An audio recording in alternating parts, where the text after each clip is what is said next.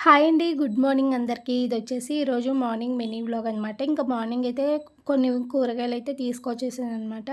అవన్నీ కూడా సర్దేస్తున్నాను. పచ్చిమిర్చి ఇలాగ తొడియాలు తీసేసి కవర్‌లోకేసి పెట్టేసామంటే చాలా రోజులు ఫ్రెష్‌గా ఉంటాయి కదా!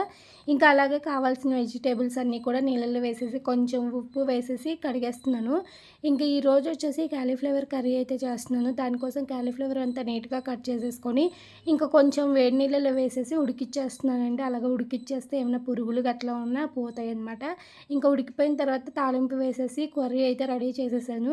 అలాగే దొండకాయ కర్రీ చేయడం కోసమైతే ఇక్కడ నీట్‌గా దొండకాయలన్నీ కూడా కట్ చేసేసుకుంటున్నాను. వంట అంతా కూడా రెడీ అయిపోయిందనమాట. ఇంకా ఇద్దరు పిల్లలకి కూడా రెడీ చేయించి టిఫిన్ పెట్టేసి ఆ తర్వాత లంచ్ బాక్స్ అయితే కట్టేసాను. అలాగే స్నాక్స్ బాక్స్ కూడా రెడీ అయిపోయిందనమాట.